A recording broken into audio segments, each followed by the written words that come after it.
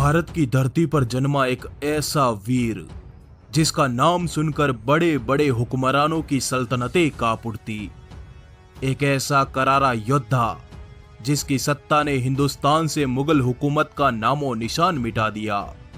संपूर्ण भारत पर हिंदू हुकूमत जमाने वाले अटक से कटक तक की धरती पर जिसके नाम का भगवा लहराता था, उस वीर का नाम है छत्रपति शिवाजी महाराज। तो आइए जानते हैं छत्रपति शिवाजी महाराज के अनसुने सच्चे इतिहास को। उम्मीद है आपने इस वीडियो को लाइक जरूर किया होगा, तो चलिए शुरू करते हैं।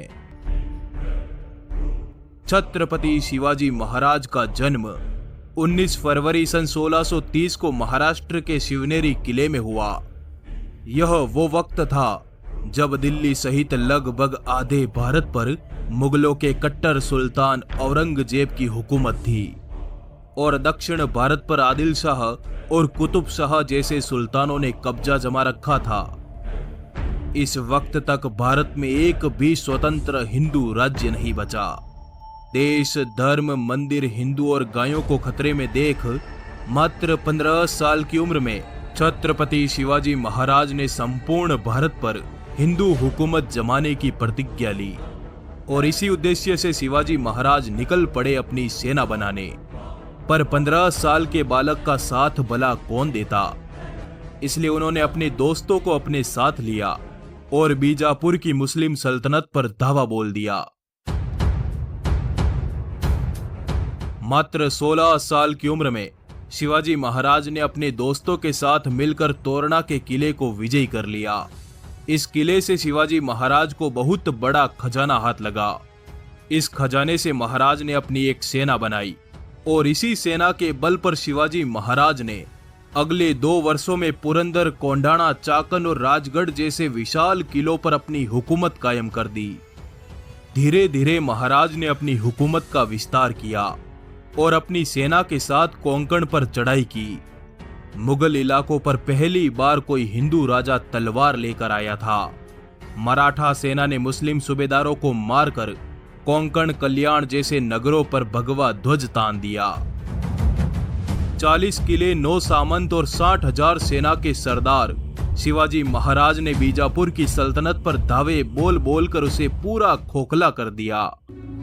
अपनी सल्तनत खत्म होते देख बीजापुर का सुल्तान अली आदिल शाह कांप गया। उसने अपने सेनापति अफजल खान को एक बड़ी सेना देकर शिवाजी महाराज के इलाके में भेजा। शिवाजी महाराज इस समय प्रतापगढ़ किले में थे। ईस्वी सन 1659 को अफजल खान अपने विशाल लश्कर के साथ सीधे प्रतापगढ़ की तरफ निकल पड़ा। हिंदू, गौ, स्त्री, बच्चे और ब्राह्मणों का कत्लेआम करते हुए उसका लश्कर मैदान में उतरा। हाथी सरी के अफजल खान के इरादे महाराज को धोखे से मारने के थे। इसी वजह से उसने महाराज के समक्ष एक संधि प्रस्ताव रखा। अगले दिन महाराज की अफजल खान से मुलाकात हुई। गले मिलने के बहाने लंबे चौड़े अफजल खान ने शिवाजी महाराज को दबोच लिया और उनकी पीठ में खंजर से वार किया, परंतु कपड़े के नीचे लोहे का कवच पहने शिवाजी महाराज ने अपना बाग नख निकालकर अफजल खान को वहीं के वहीं चीर डाला।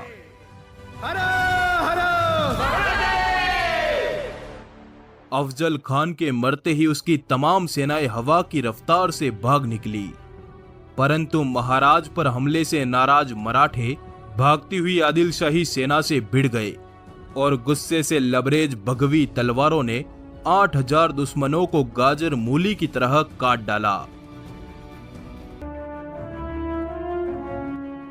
अफजल खान द्वारा मंदिरों के विध्वंस का गुस्सा शिवाजी महाराज ने बीजापुर की सल्तनत पर उतारा।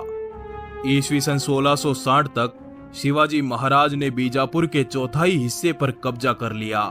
सल्तनत के किले ध्वस्त हो गए, जागीरें लुट गई और सल्तनती सेनाएं लड़ लड़कर बर्बाद हो गई।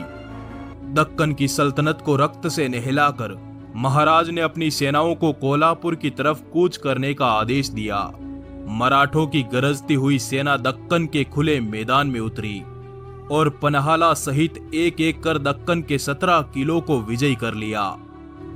ईस्वी सन 1660 की रात आदिल शाह को उसके गुप्तचरों ने सूचना दी कि शिवाजी महाराज पन्हाला किले में है और इस समय उनके पास मात्र 600 सैनिक हैं। मौके का फायदा उठाकर आदिल शाह ने सिद्दी जोहर को 10,000 की सेना के साथ पन्हाला भेजा। मध्य रात्रि तक सिद्दी जोहर ने पन्हाला किले को घेर लिया। उसकी सेनाएं किले के चारों तरफ फैल गई। ऐसी विकट स्थिति में महाराज ने बड़ी चतुराई से काम लिया।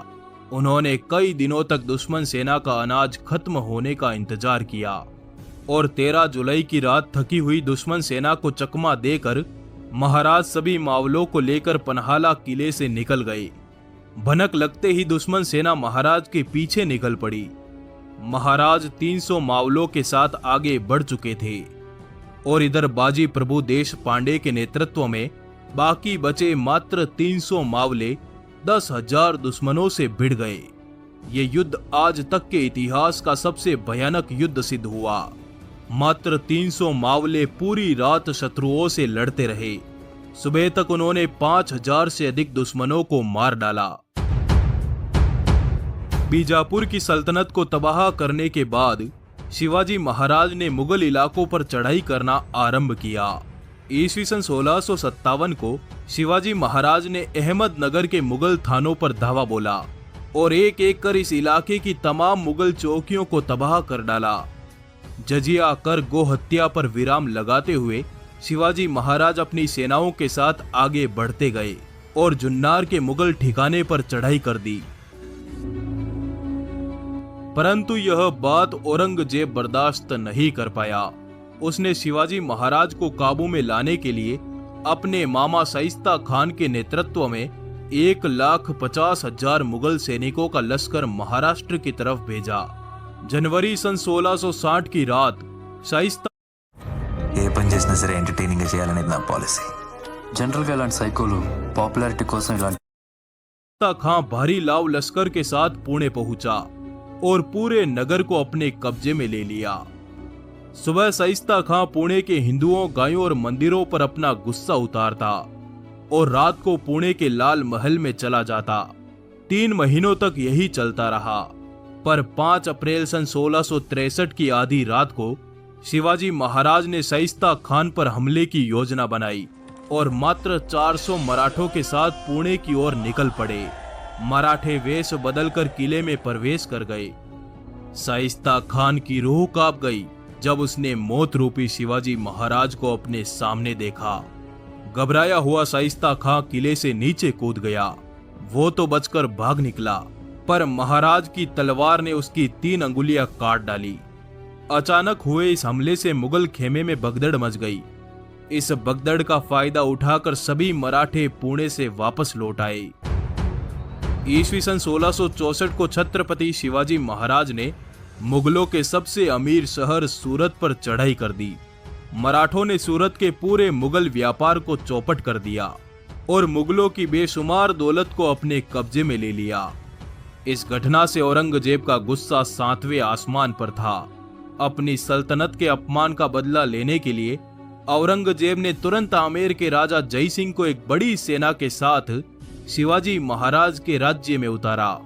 ईस्वी सन 1665 को जय सिंह ने 1 लाख सैनिकों के साथ शिवाजी महाराज को पुरंदर के किले में घेर लिया और महाराज से एक समझौता किया, जिसके तहत महाराज को हिंदवी स्वराज के 23 किले मुगलों के हवाले करने पड़े। परंतु ईस्वी सन 1670 में मुगलों पर कहर बनकर टूटे शिवाजी राजे ने किलों पर तैनात मुगलों को मार मार कर लाशों के अंबार लगा दिए।